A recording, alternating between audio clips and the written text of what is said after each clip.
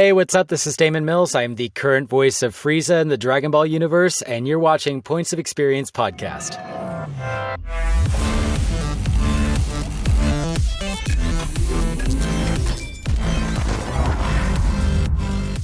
It's not a lie when I say I am a fan of the people who I say this to when they're on the show. I admire a lot of the people I am very privileged to sit and talk to in this podcast format. And Daman absolutely, without a doubt, is one of the people that when I was getting into a lot more voiceover work, I saw how good he was and how talented his capacity. He has such a range and nuance with it. I really feel like if you put any sort of picture, like I'm going to show you a magic card right now. Like I could show you this. It's not in focus, but I could show you something like this, and he could probably give you an award-winning performance just based off of seeing that picture. If you don't know Daman, he's the current voice of Frieza, as he mentioned, and he's Weiss in Final Fantasy VII Remake and the Crisis Core Reunion. He's done work in Shin Megami Tensei V, One Piece, Blue Period, Tales of Luminaria, My Hero Academia. He's been some characters in Genshin Impact. He really is one of these people who is all over everything, and it's nothing like the last thing you heard him in. Pokemon. I do that a lot. I hear titles just like start filtering into my head, and then as I remember them, I just say them like for no reason. Like in 5 minutes, I'm just gonna be like Phantom Princess, and it'll be happening when I'm asleep. I'll wake up and I'll go Odd Taxi, and Allie's gonna be like, what's Odd Taxi? Skate the Infinity. You want to skate for infinity? No, these are titles that Daman has been in, and I'm so excited to chat with him about how he got started. Not really knowing what he wanted to do until he found his love for voice acting through his passion for anime and video games, and moving all over the world and trying to break into the industry, and then getting some really lucky breaks and having the talent and chops to capitalize on them. It's a really awesome conversation, and one of somebody who I think is just really happy and excited to be doing what they do. So I'm happy because I got to talk to him. And I'm even more happy because you liked and you subscribed to this video or this podcast, wherever you're listening to it on, and you left a review about how much you loved it. That's what made me really happy. You done? You did it? Okay, great. Strap in. Daman Mills on the Points of Experience podcast. Daman, thank you so much for coming on the show. This is an absolute treat. How are you doing today? I'm doing fantastic. Happy Sunday. It's Sunday. Sunday. Yes, it is. I'm one of those people, too, where specifically in this type of career, I have friends who don't do anything like this. It's, they're very regimented by a 9 to 5, for lack of a better example. Oh man, yeah. And they have an understanding of this is my weekend. Sometimes for me, like I'm doing auditions all weekend, so it's like there's no real difference. Do you have that kind of mental fog with the days? Yeah, I do auditions. I do production work, conventions. So my weekends can disappear from me. Yeah. It's just something. It's like either you have stretches of massive amounts of free time, or there's not a day off. And I know. It's kind of the work we signed up for. I live on coffee. It's fine. Amazing. Well, dude, I'm so glad that you are on the show. You've been someone who I've been wanting to talk to for a while. I've been thank you. I guess this is the way of putting it. I've been a silent admirer of your work from afar. Thank you. I've really been following you since you've been doing this and you've been working, and I've just been kind of in awe with your work. Not only I feel like the low-hanging fruit is to stay your range, because you play such a wide range of insanely distinct and specific characters, but your acting is impeccable, and I'm a fan of so many things that you're in. One Piece, you just did Trigun, which I'm one of my favorite of all time shows. Final Fantasy, of course, and the list goes on. So really, I'm excited to talk with you about everything. And everything. All the things. All of the things. So if you don't mind, I would love to start because the internet only gives me access to so many things. And so the extent of which I believe I can know, and also just, doing as much research as I can, is you grew up in Seattle, Washington. Yeah, is that correct? I did. No, it's true. Okay. Yeah. I was born near Seattle, and then I lived there in the general Seattle tri-state area or whatever they call it until I was about 13 years old. So that's kind of my homeland up north. Where did you move to from Seattle? Did you move with your family, or did you move by yourself? Or I moved with my family. We lived in Hawaii actually for a few years. So I went from like rainy, mountainous, whatever, to living in Hawaii for a bit, and then I worked in New York a teeny bit. And then I moved to Texas, and that's kind of where I got the ball rolling with most things, yeah. Yes, and I'm very excited to talk about that stuff. I really want to know about that. Before I get too far from this, I would love to know, because not everybody, but a lot of the people who I've had on the show and a lot of people who are in this industry, sometimes they are... They either fell into this from doing like radio, or they were always fans of anime, or they always just wanted to do theater, and somehow they found themselves a voiceover agent. Where for you, in terms of performance, did you always want to do something in performing? Was that always like the trajectory for you as a kid? Never. No? Honestly, not at all. I didn't Break it down for me. I didn't do theater. I didn't do film. I come from a very I guess it's more common nowadays with people getting into the industry of being like, hey, I really like anime and video games, and I want to figure out how this works, and knowing it's a job. So I got interested and recognized it was a job when I was about 15, 16 years old. And I decided to, it's really funny because I was a really shy, introverted, kind of heavyset kid who didn't have a ton of friends. And I didn't ever see myself acting. It used to terrify me to even perform in front of anyone. It was a really scary thought. But I started researching about what voiceover was. I read some different books. I did indie projects. I made my own demo reel. I made a bunch of online friends who were in the voiceover community. I did, some stuff with the Voice Acting Alliance back in the day. It was like this huge community of up-and-coming actors, and a lot of them now are working professionally in the market, which is incredible. Crazy. I know, it's nuts. So that's kind of where I got my start. My favorite anime growing up was Dragon Ball, ironically. Wow. So very grateful for how life has unfolded. That's amazing, and I think, like you said, I think it's much more common for people to, because I think when I was growing up, I think we're around the same age. Yeah. You were watching either cartoons or anime, and voice acting and voiceover was still kind of that you never got to see behind the curtain in a way. It was you saw very the cartoon. rarely. They didn't really publicize who these people were doing these jobs. It was just to me, it was Goku was Goku. Right, exactly. He existed in the television, and he performed Only there. what was going on. Yeah, they're hired animated actors is what it really kind of felt like. So right. that's a similar way that I fell in love with performing was through video games and anime. So yeah. You were someone who found, how did you find anime and video games or whatever it was that you were enjoying? Dragon Ball, like you said, how did you find those, and what kind of how was it a part of your life? Were you buying all the figurines, or were you just watching the show every day? Yeah, totally. I mean, the first anime that I ever watched was Pokemon. Back in the day with Ash Ketchum and Pikachu. Oh, and yeah. now their journey's ending. It's crazy. No! I'm like, what? And I'm like, oh, I'm getting old. I know. I felt the same way. I was like, what the hell? So Pokemon was it for me when I was 5 years old. I was like, oh my gosh, this is so cool. And I was like, I wanted the Pikachu card from, the trading card set. And I remember my first pack, I didn't get Pikachu, and I was real upset. My mom made sure that I got a different one with Pikachu in it. And there was just so much toys and whatever. I think a friend of mine introduced me to Dragon Ball. I believe it was the Cell Saga, actually. I started with that one and was watching that on Toonami, and I was like, oh, this is so cool. And I never stopped. I still love it to this day. I think it's an amazing series. I've played all the games. I used to collect figures. Actually, I still have some now. I mean, I've been given a bunch as gifts. So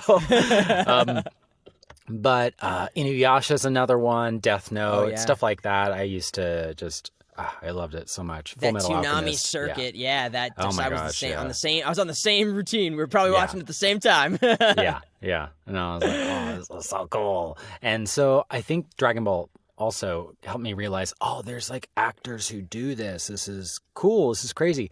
There's actually a special behind the scenes video for DBZ Budokai 3 where they all are recording themselves. I remember seeing that for the first time. I was like, oh, whoa, that's how they do it. This is so cool. You know? So I thought that was really awesome. And yeah, it all just really influenced me. I mean, Final Fantasy is another one that really got me interested in all of it. FF7 specifically. So it's another kind of like full circle thing I'm really grateful for. Heck Um, yeah. yeah, man, it's super awesome. We are very fortunate and work in such a cool field, you know? Like, I love it. I wouldn't want to do anything else. I'm with you. It's especially when you are a fan and these Yeah. are the things that helped form you as a child and they've influenced you. Like I have a tattoo on my back from a video game series that I played when I was like 8 years old, and I fell in love with it, and I decided to like that's like I have 2 tattoos on me, and that's Yeah. one of my tattoos. It's from a video game series that no one is gonna know about, and it's a Oh, that's JRPG. cool. Well, you know, it's a predominantly very popular series in Japan, and like even people in Japan would probably be like, I'm not sure if I know what that is. That's how deep and niche it is. You Can know I what ask mean? what it is?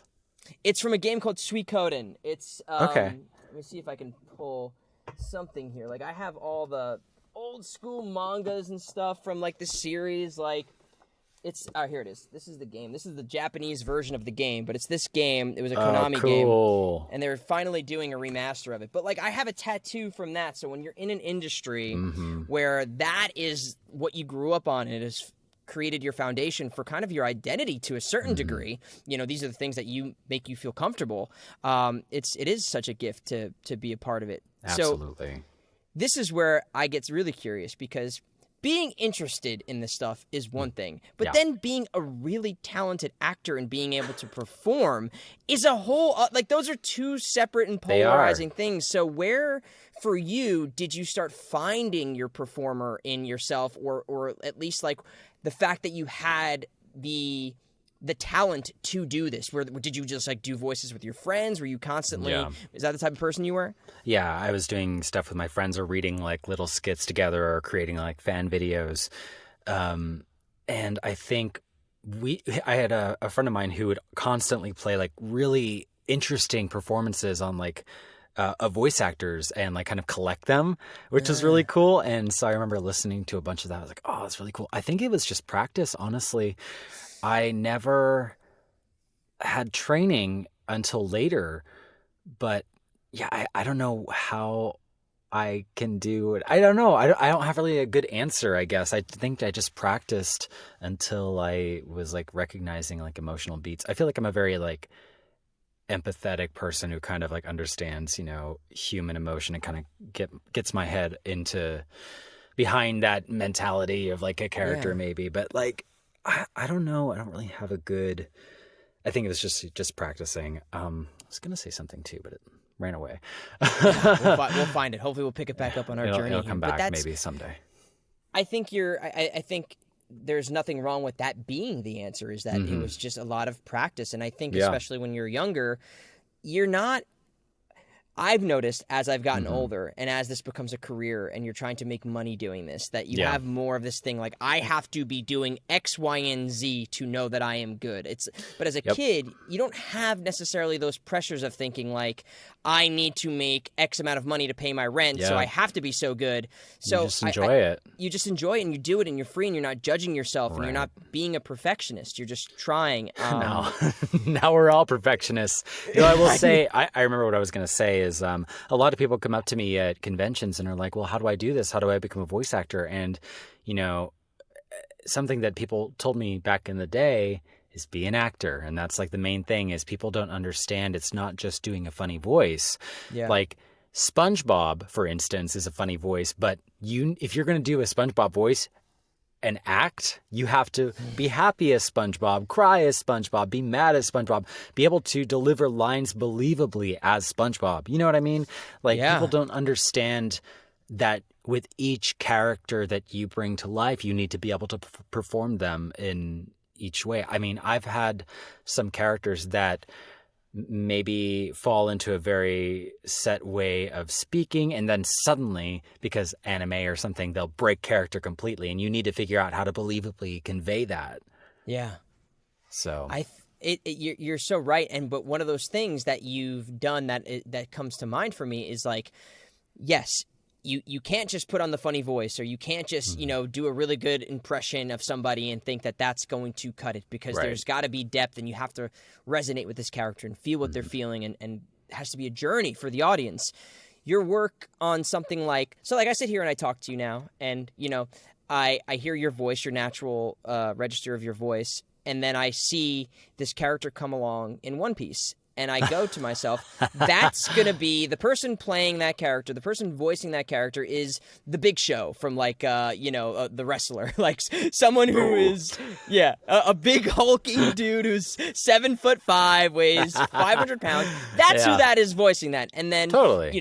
So like you have a capacity for characters like that. When did you recognize that you had that type of range within your instrument? I think when I was messing around as a kid, as trying to figure out how this works, I just would do different kinds of performances and try to play around with what I wanted to do, rather than like focusing on like I need to be cast for this, or I just need to get work. I just was like playing, and that's something I feel like a lot of actors maybe forget when they're on the grind. It's just you just need to play, enjoy it, and don't ever forget that, because then you discover things about yourself, or maybe something you didn't know you could do. And it's just such a cool experience. So I think that's why I was able to figure out like, oh, I can do the higher stuff, or I can do, whatever. Yeah. The thing that's very impressive, though, is like you said, in those weeds, though, because like, a lot of people can put on the scary voice and do the deep thing. But it's like you said, that nuance and finding the rhythm to be able to see what that person is like when they're whispering, when they're talking to a little girl versus a guy who's threatening them, being able to slip into the skin of that person. Correct. So as somebody who, you really are accrediting a lot of stuff to just being a kid and practicing and having that freedom, when you're doing characters that are a little further away from you, what is the homework that you're doing when you get that script, or you get those sides, you get that audition? Are you looking towards something you've seen in your life? Are you relying on the Japanese or the original context that they give you? Like, where are you finding whatever work you do before you actually get into the recording booth? A bunch of those factors. If we're doing a dub, Japanese references really help on trying to at least figure out the tonality of maybe where the delivery is with the scene, or where to place the voice. And also, if I'm auditioning for something, a lot of times we'll get examples in the sides of like, oh, we're looking for this or whatever. And also, though, I think pulling from past experiences or past characters that you've maybe developed, you can like maybe take a bit of this, take a bit of that, and kind of form a new kind of entity with that. There's so many different ways to go about it. So I think I pull from all of that, and just kind of messing around with the reads when I'm auditioning, or asking the director if I'm working in studio, like, what do you think? Because, oftentimes we get autocasts for stuff on top of just auditioning. So you come in, you don't know what you're doing. You need to be able to be adaptable to whatever they're seeking for that role. So you can pull from your previous voices that you've been able to do, or they can give you direction, guidance, influence, and there's just so many different ways to go about it. So I guess I don't have one set way. I definitely try to research as much as I can. But sometimes there's so many auditions that come through that you also need to kind of just make a strong choice. And I think that's something that, because I try not to spend too much time on an audition, because then I start getting in my own head, and I want to make sure that I'm just like getting a strong read, making it believable, and then sending it in.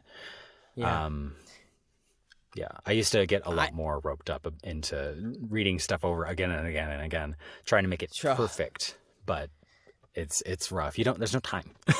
Yeah, especially when there's, sometimes you're auditioning for 30 things, 40 things a week. Yep. If it's a crazy week, and if you spend so much time on one thing, then it's like you're wasting your instrument to a certain full-time degree. job.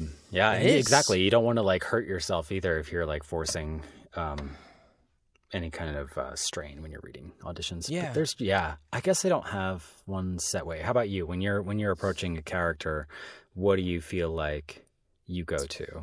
I think I do similar things what you were saying. There's not really a one size fits all. I would say I look to people I know, or like you said, that database that you've been collecting of the things that first went on your Mental first catalog, demo reel. Yeah. Like that. You create those adaptations, and I don't know who said it. The person who I heard said it was probably not the first. Like, a bad impression of somebody is an original character, or the combination of two bad impressions make a completely unique character. So totally. I try to work from that, and again, what's the specs kind of give you hints towards. But like you said, the thing I think that helps people stand out is when they make that bold choice that isn't necessarily the thing that's like the carbon copy of what they're asking for. It's the bold choice you decided to make of your own volition. Exactly.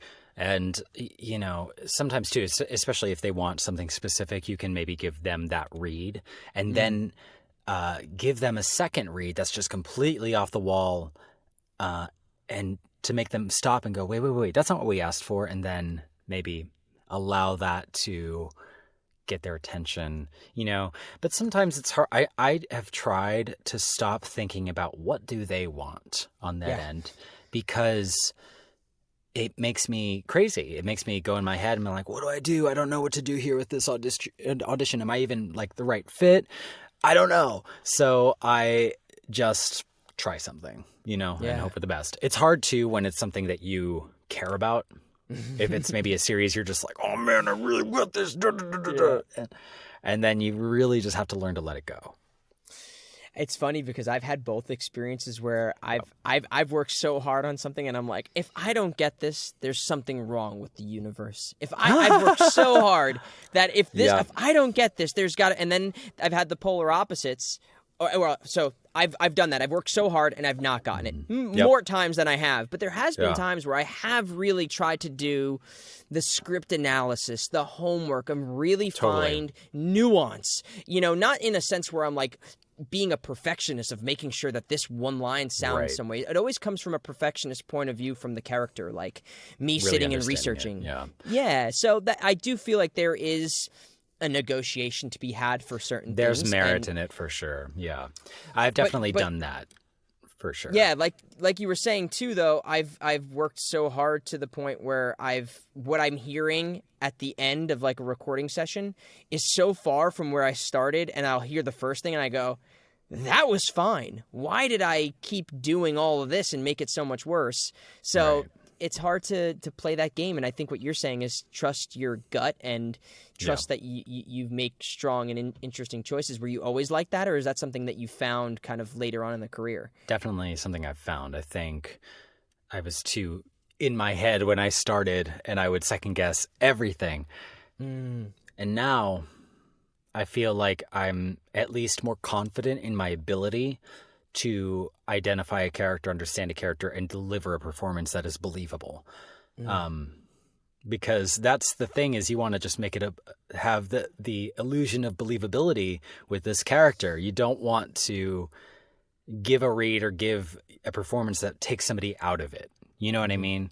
So I definitely strive to create a seamless performance, but it's also something you can't guarantee. You can do your best, you can act your butt off, but I mean, at the end of the day, it's just how the audience perceives it.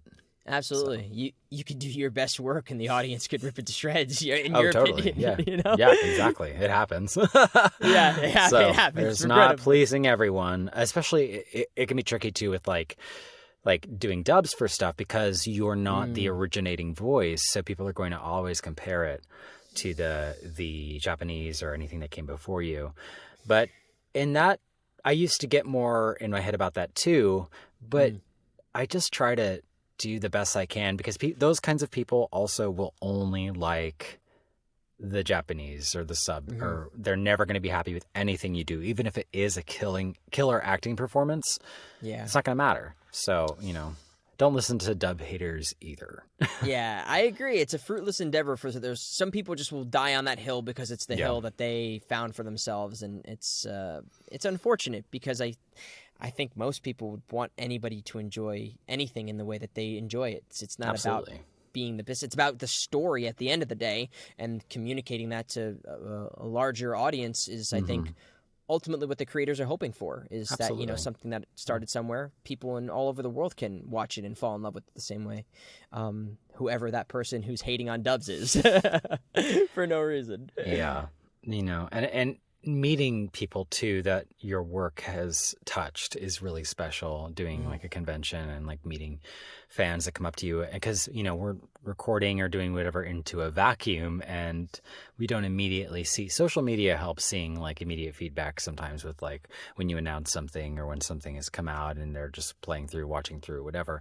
But really, like meeting them face to face and them telling you how this has personally affected them, or how this character is their comfort character, has helped them overcome something difficult in their life, or identify something within themselves so that they were able to find their truth with. There's so many different stories I hear, and it's really touching, and I really love getting to meet everyone too. It's a gift that not every, I think, I'm so happy that conventions exist, because especially this post-pandemic world that we're hopefully starting to normalize here, so that way people can celebrate these things that because what I remember from growing up as a kid would be very few. You'd go to a convention. I was going to conventions as a kid, and you'd see a couple of people from certain things, but now there's really access to a wide range of these stories that we are, like what I was saying, like my tattoo, like very niche stories that you can meet the people who were involved in making this, and it's so impactful. It leaves such a memory on someone, and it can like change their whole life. Not just what you've done like for your work, but even just the interaction. How has that been for you? I mean, obviously, in terms of committing to these weekends that you have to go on these trips and everything, it could be very stressful, but I have to imagine the reward is just unlike anything else. I love it so much. Like, I actually went to one last weekend, last minute, because there was a cancellation, and so I ended up filling in. I flew to Florida on a red-eye flight. I was tired. I was like, oh man, I want to give these people my best, but I'm really struggling. But then I start meeting people, and then they're so geeked out about like meeting XYZ character, and it just lifts up my whole mood. It makes me so happy. Even if I am dying inside, it makes it so worth it at the end of the day. And then getting a lot of these too, I get to hang with friends. I get to see really cool places and eat good food. I mean, it's a dream. Yeah. And then you go to the hotel room and you just faceplant on the bed. Oh, faceplant into the hotel. Yeah. Oh yeah, those hotel beds are primo. Yes. Yeah. It's hard work, and I think people are very appreciative that a lot of these actors have been doing them, and they give their time like this, because you do a whole weekend and then it's back to working and auditions. It is, like we were saying in the beginning, a full-time job. I would love to jump back to so if you were somebody who in high school you didn't really have any aspirations for being an actor, but you saw these people doing these things, what was kind of the high school or post-high school trajectory for you then? If you had started finding interest in the people who were creating the voices of these characters, was it, I'm going to move to X, Y, and Z, or I'm going to go to X, Y, and Z college, or what was your strategy once you found that you loved something and it was something that you thought you wanted to do? Move to a market where the work is available, because there's only so much that you can do remotely, especially back then. Like you could do like indie projects, maybe some certain things. But if I wanted to do the work that I really was passionate about, I needed to move elsewhere. I was in Hawaii for a long time, like at least up until I was about 20. And then I moved to live near New York. And I would commute to the city and stay with my friend and, try to make that happen in that market. It was hard because there wasn't a ton of work, but I at least like did my first anime up there. I worked on Pokemon up there. And then I really wanted to do more, and that's why I moved to Dallas, because that's Funimation, now Crunchyroll, is a huge, I don't want to say monopoly, but kind of, where there's just so much work there, and it dominates that market. And if you want to work in anime and that's your thing, that's the place to go. And I didn't feel ready to move to LA at the time. So I felt like it was a good place to land and cut my teeth and really develop skills. And I'm really grateful, because I think moving there and working with that crew made me such a stronger actor. Because I mean, I don't know. I think there's so many cool, talented people working at Funny Crunch that Crunchy fun. Crunchimation. That it really helped, inspire me. They taught me such cool things. I learned how to dub quickly with the way that they operate there. I've also worked in Houston a bit with Sentai Filmworks, and then it was the beginning of COVID when I decided to move to LA, like a crazy person. I was already planning to move the beginning of 2020. I was like, okay, by summer I want to be out there. Yeah. And then March happened, and COVID, whatever. And I was like, shit. I don't know if I should swear, but you can bleep No, that. you can. It's fine. Okay. But I was like, oh no, I don't know what to do. So my roommates and I at the time, we were like, I guess, we can try anyway. And we ended up finding a place that just happened to work out perfectly. And come June, we ended up moving anyway, and it was really scary. But and then I stayed home. I moved, and I was like, I guess I'm gonna live in LA in my house for a while. I moved I moved January 1st, 2020. So I had, oh my God. But I had to go back and forth to New York. So I had about a month of LA. So I'm getting the same boat as you. Moving to the city you think is going to be like, I'm here, I'm ready to enter Hollywood. And then just like, no, we're shut down. Just kidding. So, thankfully, though, with the remote recording, I was still able to break into the market out here. And I had just gotten with, my agent, and so I was getting work and I was starting to do stuff despite COVID. Yeah. So that was really cool. My first in-studio session once I moved here was FF7 Remake. It was funny because I was playing that game early COVID, FF7 Remake dropped, and I was like, oh my God, I've been waiting for this forever. And so I'm playing through it and I finish it. And I'm like, oh, I want to be in something like this so bad. So I moved, whatever. And then maybe a week after, I got the auditions for Intergrade. And I was like, okay. And that was one where I was like, I'm going to be a perfectionist. And so and it worked out. It did. I mean, I got a call back a couple weeks later for Weiss. I didn't hear anything for about 4 months. And I was like, I didn't get it. I'm just going to die. Okay.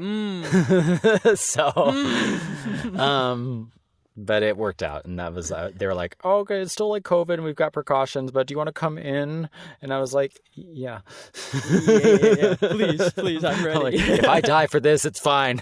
But that had to have been such a surreal kind of entering LA, this new market, this kind of scary transition during a scary time, and then getting, I would say it's like, you get that opportunity to really show what you're made of to a large scale of people, because Final Fantasy is a franchise where, we're talking gamers of gamers. This is like the mecca of RPGs right now in the world, and Weiss is kind of this beautiful character that you did such a great job with. Thank you. And I think the thing that I really love about your performance in that game is, and it's something you bring to a lot of your other characters, and I think it's something that, like, when I see a performance of yours, I recognize these type of traits, so I'm going to poorly kind of dilute what you do down to like basic words right now. So I think there is a lot of sophistication and a lot of like there's a lot of grace and elegance and confidence, and there's ways in which that you are, especially with a character like Weiss, when you are trying to be this like intimidating villain or antagonist, that it's communicated through confidence. It's not from a place of in your face, like there's the aggression is not forward. He even from the way he sits and like the posture, it's all from a place of confidence and knowing your power. And when I first heard the first stuff that you had done in the game, I was like, that's why he got you. You got it. You understood that that's where that comes from. And I have to imagine that that's what influenced the booking. Did that come from analyzing that character, or where did your strategy, or at least your understanding of Weiss, come from? Analyzing the character, being familiar with the franchise as it was, and also I kind of looked at him and I was like, bulky Sephiroth, Yes. like and Sephiroth is so like quiet, nuanced, like is not afraid, and it will gracefully tell you that you're going to die, kind of attitude. Serenade you with death. Serenade you with death, but just looking very pretty. So Weiss is very similar, and honestly, when I went in for my first session, they actually requested that I sounded similar to Sephiroth with that read, which was so I kind of sat in that pocket of that voice to kind of exude that confidence without, like you said, being like, I'm evil, because you don't need to be. There's times when that is called for, if it's like, something cartoony or what have you. But like, if it's like something, that whole game is very subtle. Yes. The acting in FF7 Remake is very, very subtle, realistic kind of reads, which I really dug, because it is very immersive in a way that you believe that character is real in a way. It's very easy to relate to them. So I wanted to kind of live in that pocket. And he's crazy unhinged, but you don't immediately recognize it with Weiss. He's the more calculating one. He's crazy, but in a like, I'm gonna do it because of X, Y, and Z, or I need revenge, or I need, whatever. Whereas Nero is a little bit more out there. Yes, the screws are sometimes they're unwinding. Looser. Yeah. Exactly. But it was such a great game, and overall I think it was like I couldn't have been more excited when they announced the first remake, like you said. And then to see they were doing these companion kind of pieces to the game before the second game came out. I was like, okay, what is it going to be? What's the storyline going to be? What are these characters that they're going to bring back? And you're talking to somebody here who Vincent Valentine is one of my favorite characters. I went deep hard on that Dirge of Cerberus, even though that was kind of that game wasn't for everybody, but I loved that game. I played Crisis Core. I played before Crisis Core. The whole deal. And I'm playing Crisis Core, the remake, right now still. Very slowly. And Crisis Core is one of the things I was interested in when I was getting into voiceover. Like, I was like, oh, I love the performances in this game. This is so cool. And then now I'm in the reunion one years later, and I'm like, what is this? This is so cool. So it's wild. It's got to be just so surreal. I mean, I had a similar experience because of the first big game. I had worked on things that when I first moved out here too, but I had gotten Neo: The World Ends With You, and I was a The World Ends With You fan. You're so good in that. Oh, thank you. That's very kind of you to say. You sound great. Yeah. That was one of the first things I had gotten, and it was one of those ones where you don't know the title, you don't know the game, and I just thought I was like a side character in some mobile game when I auditioned for it, and then they tell you what it is, and you're just kind of like, your eyes light up like a Christmas tree when you have that love and that passion. You're like, wait, I'm doing what? I get to be a part of what? And you've got to touch so many of those franchises. Like, we're talking Dragon Ball, Final Fantasy, Shin Megami Tensei. Yes, like these games and these shows that people fall in love with. Is this something that you still kind of, you talk about playing Final Fantasy VII, but are you still kind of like actively gaming or watching and discovering anime on your own? Or is it something like you find out things through work now, so to speak? Yeah, it sucks because I don't watch as much anime now for pleasure. Also because I work as an ADR director, so I am working in anime all week with like directing stuff on top of recording stuff on top of auditioning for stuff on top of research on top of cons on top of I try to end up watching stuff that to take my like I'll watch certain things or certain things I've recorded or something that looks really cool, but more often than not nowadays I don't really, and it's not because I don't enjoy it, it's just there's an oversaturation in my brain with work and I need some ways to shut it off. Yeah. Gaming I do a little bit more of because I don't know, I get more invested in like a story and I can play through it, and I haven't been gaming as much as I would like to, but I have some stuff. I actually booted up my PS5 for the first time in like a minute last night, and I was like, oh, I'm going to try. I was playing, what was it? I was talking about Assassin's Creed with some friends of mine, and I was like, oh, yeah, there's the Ezio collection on the PlayStation Store. And so I was like, I want to download that and just like see how it holds up. The models are a little rough, but it's fun. I was like, oh, no. But the acting's still so good, and the story's cool, and the world's cool. So, but I was just like, oh, just do a remaster, please. That's something that's been so awesome, is seeing all these remasters, because there was a cynic in me at first that was like, oh, these companies are just doing quick cash grabs to, like recycle IPs. But in this world that we live in, where I think that especially the younger audience of people, we've been so ingrained to like establish a level of graphic content with like, oh, this is something good or not. Mm-hmm. So there's like that. Right. It's not necessarily true, but I feel like people think like it's like watching a black and white movie to a young person. They're like, I don't want to watch that. It's a black and white old movie. Like, right. I don't want to watch any of that stuff. But now with these remasters, these stories that are timeless, and they're like some of the best in the world. They're getting remasters, and young gamers are getting the opportunities to visit these stories for the first time. It's beautiful. It's so cool. I honestly really like the remasters, because then it brings it to a new market, like you're saying, of people who haven't experienced it yet, because not everybody can get like an old school system or whatever to play it on. I think sometimes it's just good to just up it to a newer quality and let people try it again, Yeah. There's many remasters that I'm crossing my toes for. So Me too. You know what I miss is I don't know if you ever played like Paper Mario, but like those OG, like that one, Thousand Year Door. I want Thousand Year Door again. I haven't played it in so long. It's so Super good. Super Mario RPG was one of my all-time favorites.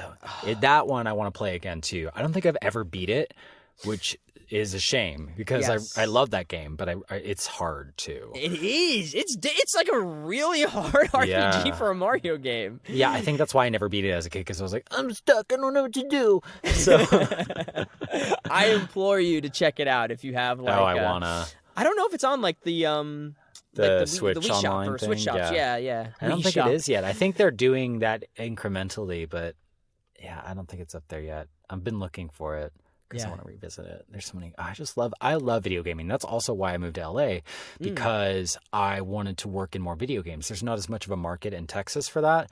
Mm-hmm. So I was like, okay, I want to like do some of these really cool big video games, and it's just such a fun. I'm more into video games, I think, than anime. I think that's why I was like, oh, cool, if I can do that. And then if I can do anime video games, like like an RPG or anything like that, then it's a perfect blend. So yeah, the best of both worlds. Exactly. So when you moved to New York, how did you get those first opportunities? Like you said, you got to work on Pokemon and stuff. How did you get those doors open for you? Was it just like being involved in the community? Referral. Yeah, it was. I made friends with Michelle Knotts, who is the voice of Jessie and a bunch of other characters from Pokemon. And she so graciously recommended me, after hearing my demo reel I made, and recommended me to Do Art, which is the studio at the time for Pokemon, and I got to do some incidental work on a few different things, which was cool. I mean, like I was like, hey, I'm brand new to doing this stuff. I get to be like on an official Pokemon episode. That's crazy. And this was like almost 10 years ago. It's fine. Yeah, no, I come from New York as well, so I know that market and all those people over there, and it's great. And I think, like you said, sometimes having the grace of somebody who's working in a project and saying, this person, I know them, they're the real deal, check out their demo, that goes a long way.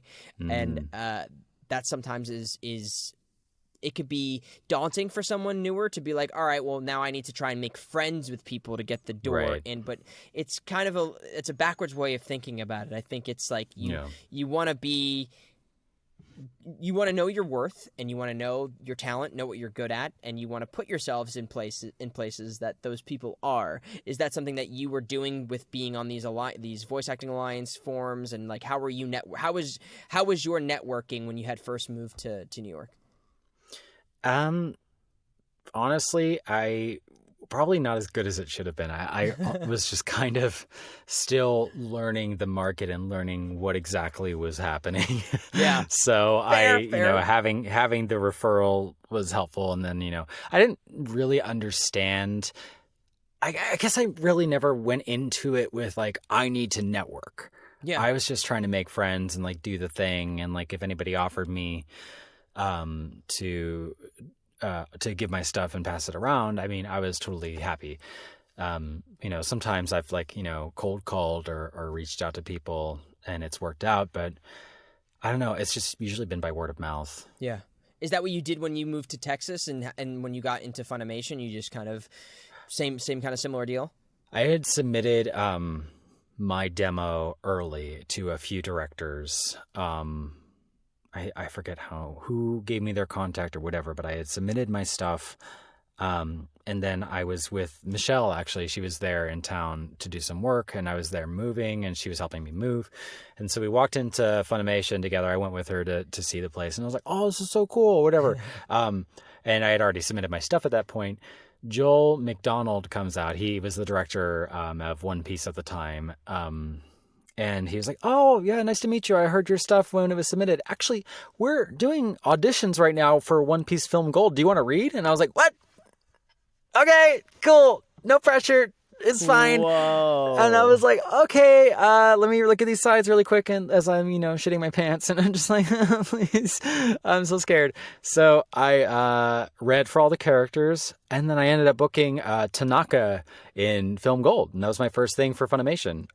It was so happenstance and so crazy just because I was right place, right time.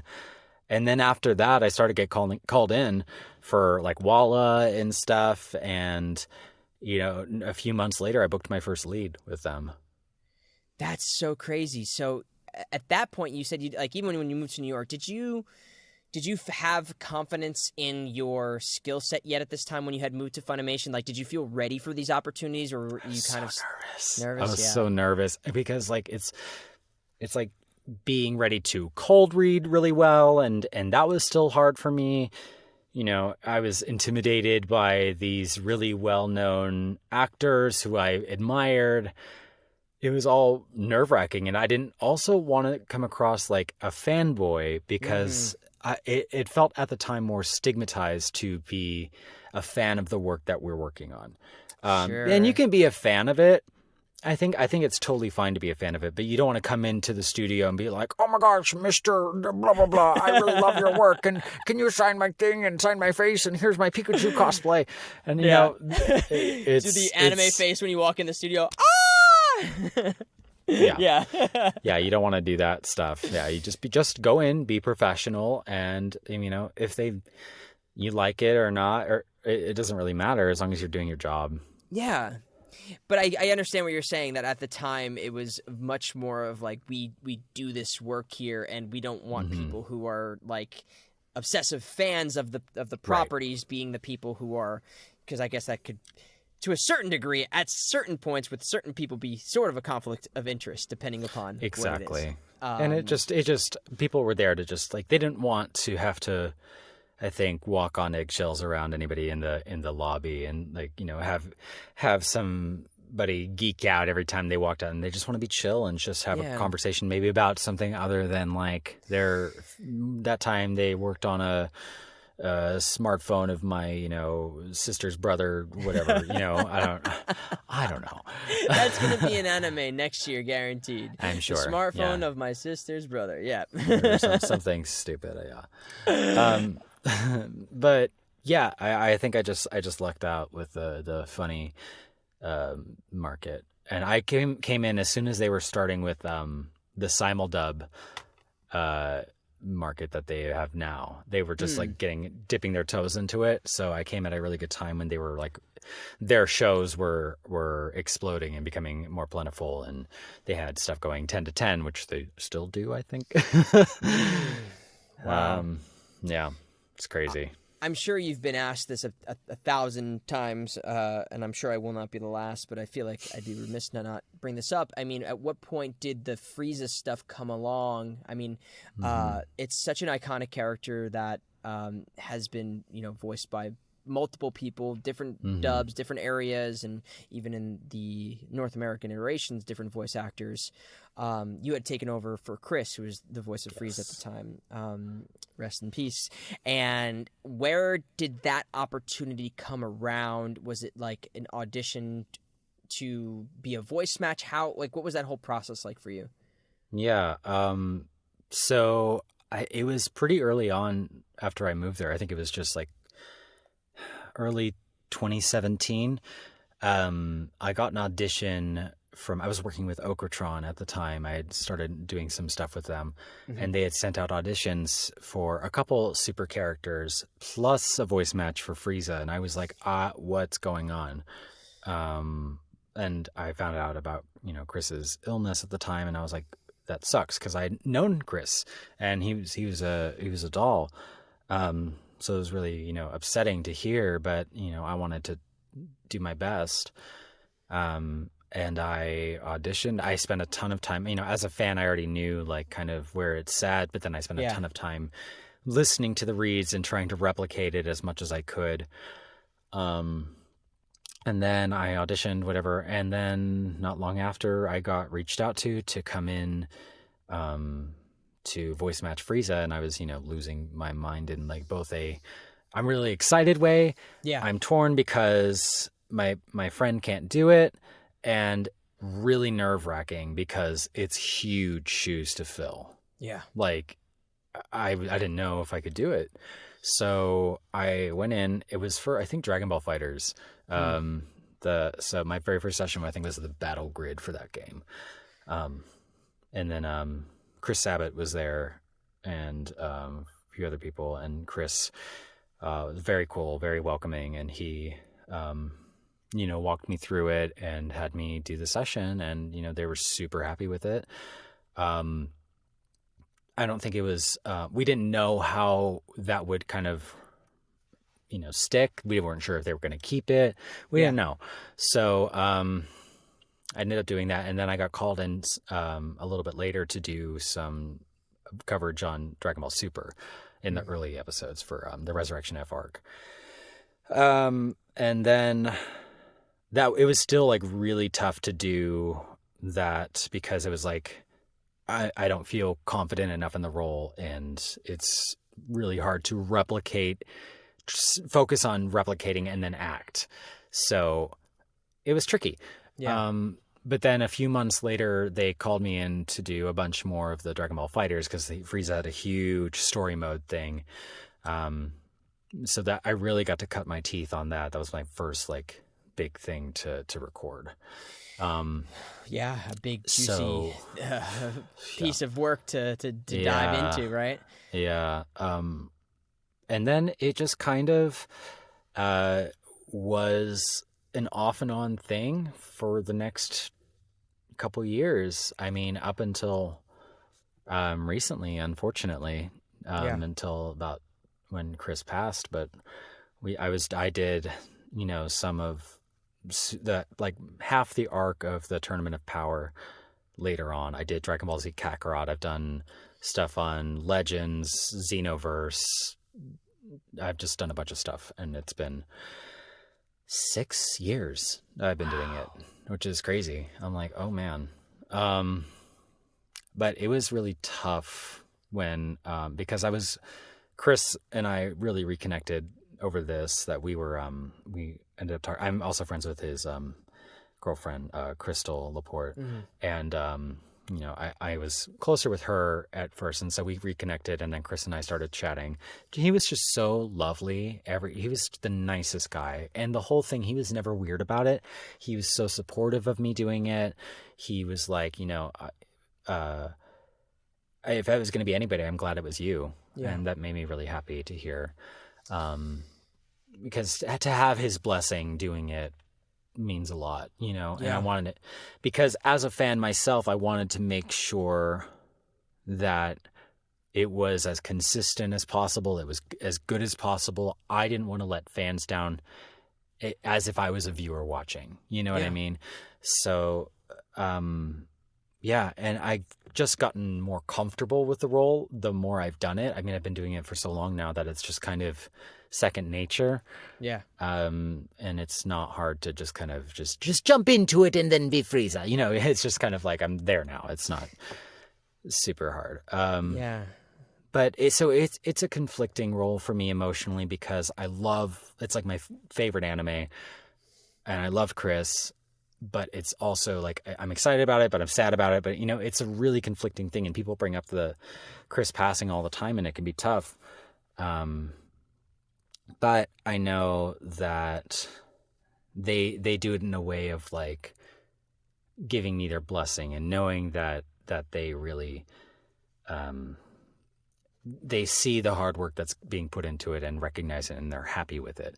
That's the thing is like, it's so hard to please dub watchers, as you know, but then to have the acceptance of people from Dragon Ball of all things, which is so iconic, from not only just like the community and the fans, but the cast. Like, I mean, I'm working with these guys who I've watched since I was a kid. I don't want to tell them that because they'll feel old, but yeah, I mean, I love those guys and they're great. And so I'm really happy and grateful to be a part of such an awesome legacy. Yeah. And I think, thank you for sharing that. And you do such a wonderful job. And I think you've come into making, you know, I follow a lot of the stuff that's been happening. I play these games and you're finding things as Frieza, I guess, is maturing in the character. You know, you're finding these different layers to explore, and it's like you said, a great person to get the job who cares and does the research. And I think it was important that you were a fan and that you understood kind of the complexity of the character because it is. You know, there's a world where someone could have just done a caricature version of that because it is it's a very iconic voice. It's probably easy to find someone who could do that. Like, not easy, but it's probably, I know what you mean though. You know, to just someone who can do the impression of it, but not have that emotional core that is required and the depth and the veracity at moments and times, like when you have to really, because that's a whole other layer. Yeah. You know, those screams and the passion that goes behind a lot of that stuff. Like that is what the Dragon Ball community feasts on. This, you know, surpassing your power and your strength and doing everything you can to be the strongest. Like that is what that community. It's inspired people to become, you know, weightlifters and stuff. It's crazy. It transcends so much Dragon Ball. It really does, and that's what's so beautiful and I love about it. And I'm really glad that they found you and that you were able to take that mantle on and you know, keep that torch burning. It's very impressive. And I that's one of those things that I watch on in awe. I really do. I watch on in awe. Thank you. Because it's hard work. I know that those types of roles are hard work. It is. But at the same time, I just get a kick out of it every time I do it. Even if it is a brutal session, every time I do record Frieza, I get very excited because I'm like, oh, it's such a fun character to do. Like the way that his vernacular is and his mannerisms, it's just so like, I love it. I love it. So it's always like my happy place when I get to record it, even if it is like a bittersweet character for me. Sure. But I dig it. It's so fun. And also with those screaming sessions, it can be really cathartic to, you know, get your aggressions out. Sure. Yeah. It can be really intense. I mean, I've definitely, you know, screaming safely is really important, but like I've definitely hurt myself a couple times doing that because like you just have to be, you know, so intense. Yeah. But like thankfully nothing permanent, never permanent damage. I just usually need to like vocal rest after Yeah, But which is super important. I think that's, I mean, I remember as a kid, I would stand on top of my bed and I would spike my hair up and I'd be doing the, really, I was, yeah, yeah, that's the yeah. type of kid I was. And I'm sure there's a lot of people who, Oh, me too. I think. it connects to that really passionate part of people that are just they love this type of stuff, and it's Right. it's amazing. I really understand it. Was there anything for you? Obviously, vocally, we're talking here. The screams or thing. Maybe Dragon Ball. Maybe something else that was just like you didn't know if you could do it, or you lost your voice, or halfway through a session you just didn't think you could do it. Was there any a challenge that sticks out to you that you've had in your career? Yeah, I mean, there's definitely some where like a script has been enormously challenging, and like you just keep having to make rewrites and rewrites and rewrites, and nothing is flowing, and it can be really frustrating. So there's definitely some where I've been like, oh my gosh, I can't do this. Like, this is so hard. Bullet from One Piece was really hard to do because I ended up getting laryngitis after the first session. And I still had to push through. So I did the rest of the movie. I was only like a third into it, just with that laryngitis. And Oh my god! it was, I don't recommend it at all. No. Like, I push back next time. Like, I'm like, past me, you should have just rescheduled or whatever. But I think we couldn't at the time. I think it was like a schedule thing.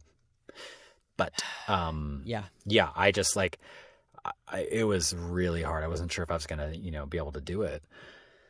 But I did it, and it didn't sound bad, thankfully. I was nervous, but I still was able to, because sometimes when your voice gets like that, it gets really thin, and I was worried that it was going to be too thin to do like such a bulky, big character.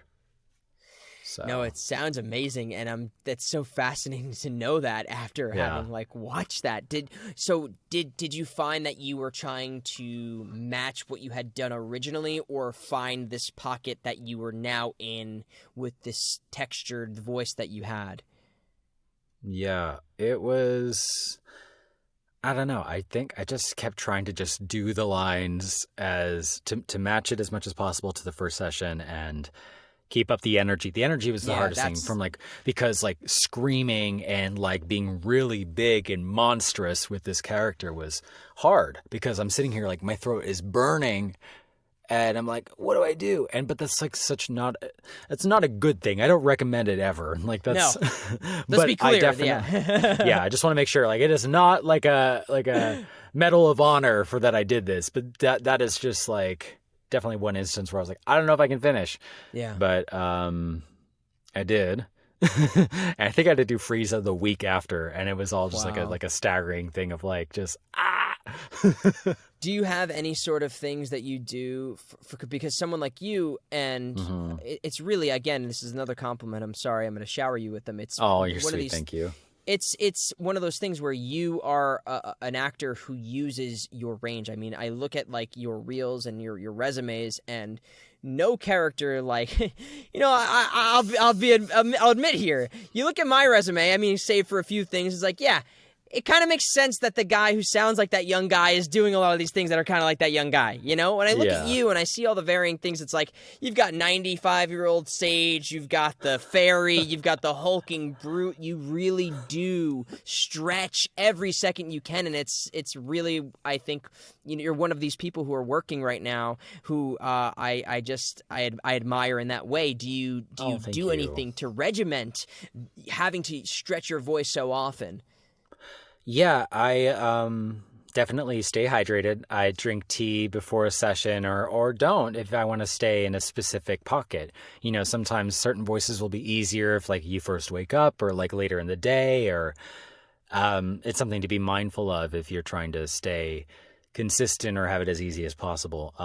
So I drink tea, I do vocal warm-ups, I just try to keep my voice as healthy as possible. When I have blown out my voice, I try to make sure that I immediately take a vocal rest and hydrate and do every little thing that I can to keep my voice healthy, because I never want to risk this because it's my job. Yeah. And so that's something I try to keep in mind. But I guess, I mean, like with like trying to extend my range, I don't I mean, the vocal warm-ups help, especially, like, honestly, it's harder to go higher for me than it is to go lower. Lower, my voice naturally sits a bit lower, so I have to kind of work to bring it higher. Mm. So when I do warm up, I tend to drink tea and do stuff so that my chords are nice and open, and it's easy to just have that airiness about my voice. But like if I want to do like a big hulking whatever, it's easier to do first thing in the morning when I wake up. I'm like, hey guys, how's it going? You know? Yeah, that makes sense. Yeah. Where did you find your desire, or how did you fall into your directing and doing things kind of on the other side of the mic? Where did all of that kind of come for you in the career? Was that while you were at Funimation? They had pulled you in for that, or you sought it out yourself? It was when I was at Funimation. I had a couple colleagues of mine working there as directors, and they were like, "Are you interested in doing this?" And because they were looking to get some assistant directors, and I was like, "Sure, I'm interested to try. It seems very scary." So I started shadowing a bunch of the directors there, which is sitting in the sessions with them and taking notes and observing. And I spent a few weeks doing that. And then Tia Ballard is the one who brought me on as an assistant director. She was, well, it was a show called Kono Oto Tomare, and I was one of the lead characters in it, Chika Kudo. And so I was already familiar with the show. So that was, something easy at least to like kind of keep that familiarity when I jumped into it. But so she basically sat in and observed me while she put me in the director's chair and let me kind of make these choices and try to do my best at giving an actor direction and try to concisely summarize the story and like be able to extrapolate a performance from them that fit the dub. And making notes to the engineer that we need to do X, Y, and Z with the flaps, move it left, move it right, squish it, all these different things. So but the more I did that show, the better at it I became, and I got to direct a whole slew of actors, from veterans to newer actors, older actors, younger actors, and it really helped me cut my teeth as a director. And since then, I've been directing. I've been directing for like 4 years now. I work a lot with Sound Cadence Studios, and they're awesome. I've done a few Funimation dubs for them that I've cast and directed, a bunch of live action dubs. I'm doing some video game stuff with them, and I believe for the DLC that's dropping now for Xenoverse 2, I've actually helped direct on that as well for Dragon Ball, which is really exciting for me. So that's a new endeavor, and that's with Okratron 5000. But that to me is really cool because I've been acting in it for so long now, but to be on the other side directing the actors, and that is really, really cool. But so I'm branching out more into directing video games now as well. That's so awesome, and it's got to be so fulfilling and fun, especially being a part of some of these titles. What are some of the things that you've seen working with either veterans or maybe newer people that are things that you, I don't want to say like pitfalls, but like what are mistakes that sometimes newer people make, or what are some things that veterans you see do that you're like, okay, I see why they do that and that works? Like I'm sure you see a lot of stuff being on that side of the glass. Like, are there any key things that you have been able to pick up and use for yourself, or like have been nuggets of wisdom that you're like, oh wow, that's a really great thing that they did or they taught me? Totally. Like with certain actors, like maybe the way that they're delivering a line or the character choices that they have made, I can kind of take that as an actor and be like, oh wow, that's really good. And, use that as influence on a later performance. Or with newer actors, I can tell that they're really nervous. So something is to try to just ease their nerves as much as possible and try to make, like a very like stress-free session, and just like make it really jokey and just make it like just like a good time so they're comfortable enough to read. And also sometimes newer actors get in their head about their read. So, I mean, the best thing is to, especially if they're, actors will stumble. Like when we are cold reading, it's just going to happen. Like it happens to everyone, like newer actors, older actors, everyone does it. But the newer actors tend to get more in their head about it. And so my advice is to just like know that it's normal and know that it's okay, and then it's okay to try again. As long as you're trying, and a director has to be patient and know that it's not going to be perfect on the first take, especially with somebody who's like more green. So you just have to help hone their skills with that.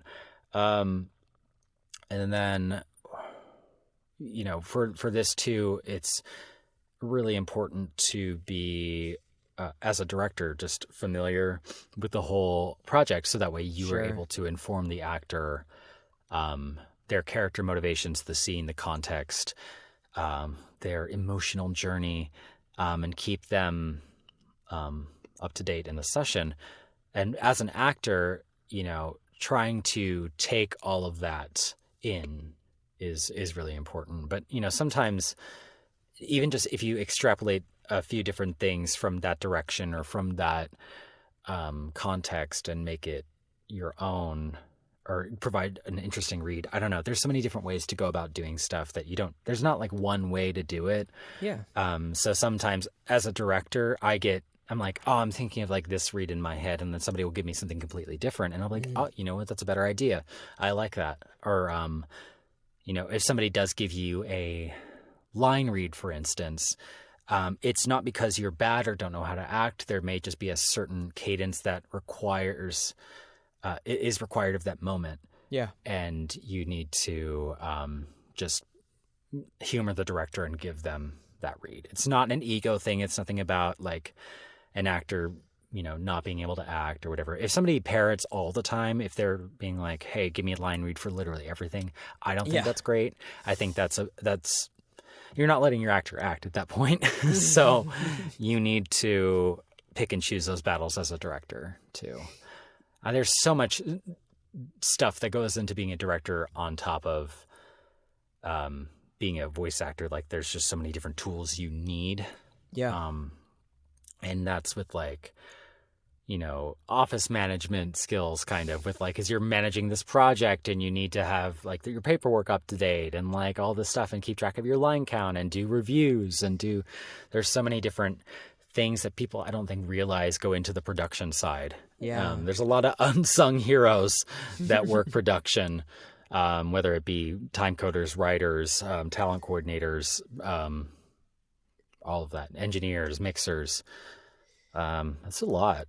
Yeah, it's a whole other. I mean, like most industries, you know, the people who play the characters or the actors often get the praise and the glory of things, but it's such a machine that goes into making all of that possible for an actor to show up, and even for you as a director to go in and because the job isn't just saying, okay, say it like this, and then your job's over. You know, it's a lot more complex than that. Yeah, there's so much to know. It's so much to know. Yeah. What is something that you wish you could tell anyone who's aspiring to as a director? You could tell other voice actors, if you could give them one piece of advice before they walked into their first session, what would it be? The first, the number one thing. Play and to really love what you do. Don't try not to be too in your head. You know, like we're all here the directors are not there to scare you. They are on your side, right? So being new or meeting a director for the first time, you just got to know that they're rooting for you too. And they just want you to deliver your best work. So just play. It's so crazy because that's, I think, at the end of the day, the job as an actor is to play and to find these freeing performances that are of truthful, emotional responses in human beings. But yet we get so caught up in the technicalities of things, especially in things like dubs, where, you know, you want to make sure that you're saying a line in a certain time frame and you get nervous about that, or you know, you didn't get the lip flap, or you lose a lot of that. It's especially with the technicalities, you're just like getting in your head and trying to make sure it like fits and flows and it's natural. But I mean, that's up to the director and engineer to take care of, you know, and they'll keep you honest on that. So I think trying to not think about that too much is important. Like, be aware of it, obviously, but like, don't overthink it, I guess. Aside from, I guess we can, just because we've talked about it and you have a little bit of a bias, besides like Final Fantasy, what's something of recent that you've played or you've seen or you've worked on where it was either a title or somebody, a character that really surprised you with a performance of recent, like something that you were like, wow, that person is really taking this to another level?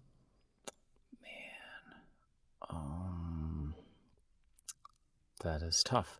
I haven't played too many games recently. The last game I played was Crisis Core. Could be it could be a non-camera thing. It could be anything. Yeah, I was been watching The Mandalorian, and I watched The Last of Us. Oh yeah. Pedro Pascal, or I don't know how to say Pedro Pascal, yeah. Pedro Pascal. Yeah.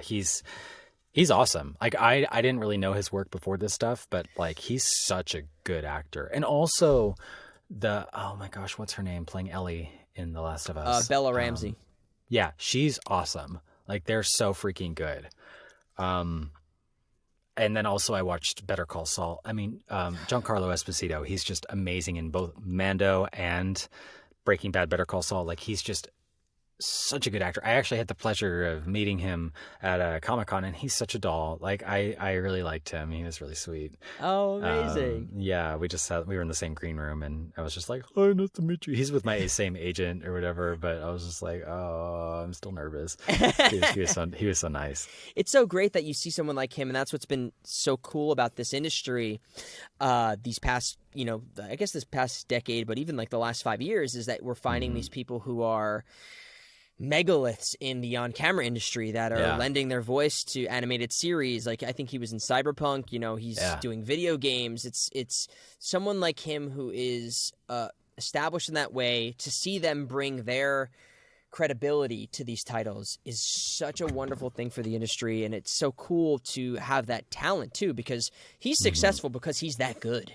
He's so good. So anything he brings to, anime or video games and animation, it's just, it's so awesome to see that level of work being brought to that expectation.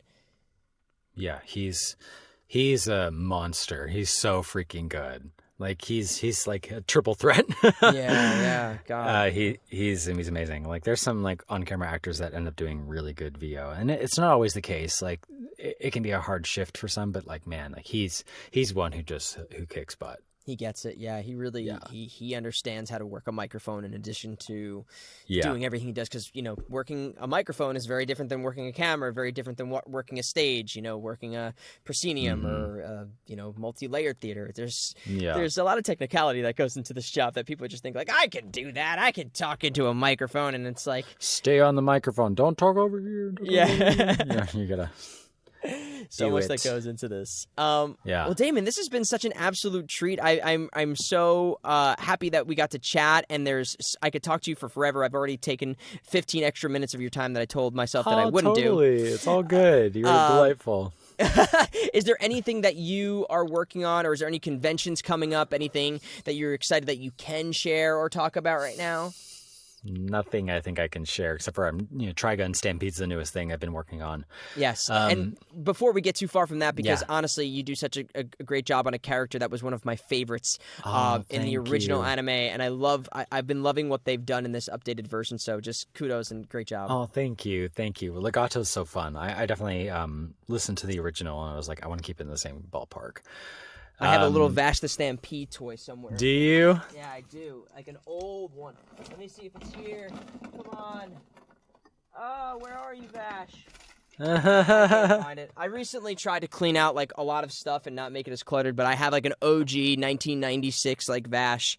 Oh, that's cool. But anyway, yeah. Oh, that's awesome. I think they just put out Funkos, or they are putting out Funkos for Trigun. Oh my God, amazing. I saw Johnny Young Bosch posted that. I was like, oh, that's cool. That's going to be so awesome. Dope. Aside from Trigun, I have stuff coming soon, but it's not out yet, so I'm just like, ugh.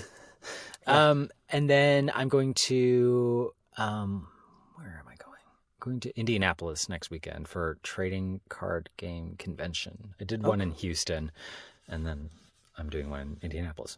And I just Well, went to Florida. Oh, amazing. Yeah. And then I think after that, I'm going to New Jersey for PoochieCon. PoochieCon. I'm a Jersey native, but I've never heard of PoochieCon. I think it's newer. I think it's its second year. Okay, very cool. That's exciting. We'll put all that information in the description, so if anybody is watching this in a few days from now, you can check out Damon at one of the conventions if you are local.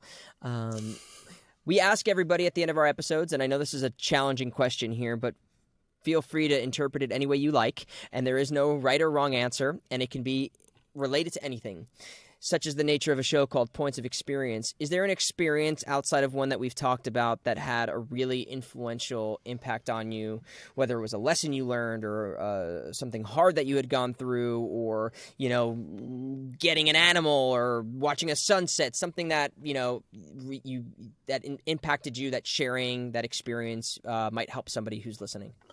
I mean, I've been through some really tough stuff in my life, and I've had a lot of loss. I've had some crazy stuff happen. And I think the best thing to do is to keep your head above that when times get hard and know that it does get better. Because I know it can be hard to see sometimes, but just know that it does get better.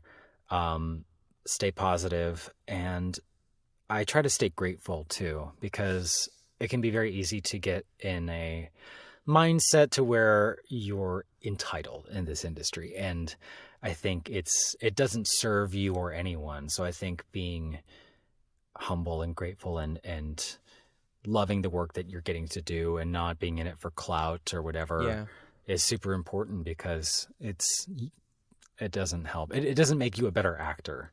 Yeah. And it doesn't make you more likable to be like, oh, like I need to have 5 million followers or whatever. Like it doesn't matter. Who cares? Yeah. So I think that's like the biggest takeaway I can offer. Beautiful. I love that. We've talked about the whole impact of this industry that it can have on you as a performer, and the expectations in social media. We talk about it with so many different guests in very different forms, but the thing I take away from what you just said is it does get better, and things in life that are hard, you will see what it's like on the other side eventually. You just got to keep your head above that water. It's a wonderful message that I think we should repeat more often. So thank you for sharing that. Thank you. Damon, You're has been awesome. Thank you. Oh, thank you. No, this has been really an absolute treat. I am, like I said, I'm the unprofessional one here who's geeking out as a fan, because I really have been a fan of your work. And I'm sitting here waiting for the Weiss side game. I'm waiting for I know. I want them Crisis to redo Dirge King or whatever they want to call it. Redo Dirge. Let's go, please. I know. That would be so amazing. But really, you've been such a treat. Thank you for coming on, sharing some wisdom and your experiences. I appreciate it. Of course, anytime. Thank you. And I look forward to seeing whatever new stuff comes on from NDA land. So I'll be bracing myself. Oh, you're awesome. Paul, you're awesome. You guys are awesome. Thanks for having me. I appreciate it. My pleasure. You have a wonderful, wonderful day, Damon. You too. Thank you. Being a fan of things and then getting to work on them, as we spoke about, is really such a gift. And for me as a fan of these things, and even the things that I'm not in, to talk to these people who are working on these larger-than-life titles, Dragon Ball, Frieza, taking on a role that has been so iconic for so long, and it means so much to people, and is, a face of the villains of that franchise, and sometimes ally, depending upon which show you're watching or movie. It's such a treat when people they understand the opportunity and the responsibility given to them. And Damon definitely seems like he values and cherishes every moment that he gets to play, not just in Dragon Ball, but everything. And I just get the sense he doesn't realize he is as talented as he is. Not that he doesn't understand his worth. I really look at him as someone who has such a really he I don't want to just dilute it to just his range, because it's not just that. Like we've talked about in the episode, there's such nuance and understanding and heart to a lot of these characters, and that was really apparent when you look at something like Weiss, where it could be another scenario where, you know, they're looking for something similar to Sephiroth, but he's got his own insanity in his own ways, and it's so particular and nuanced and fun. And these are stories that formed my life. And when I see people relish in those opportunities when they get them, it makes me feel really good. Not that you have to be the mega fan when you work on things. That's not at all what I'm trying to portray here. But when you understand how important these things are to people, that means a lot than playing ignorant to like, yeah, I don't really know what this is and it's whatever, it's fine, you know, it's just a job. Yeah, it can be just a job, but you can still take it you can take it seriously and to heart to understand that it's going to have an impact on people. So thank you so much, Damon, for coming on. And thank you, everybody, for watching, listening, subscribing, liking, and reviewing the show. It's really been a treat. Stay tuned next week for another one of these things, because we just keep doing them, because we love it. See you all in the next one.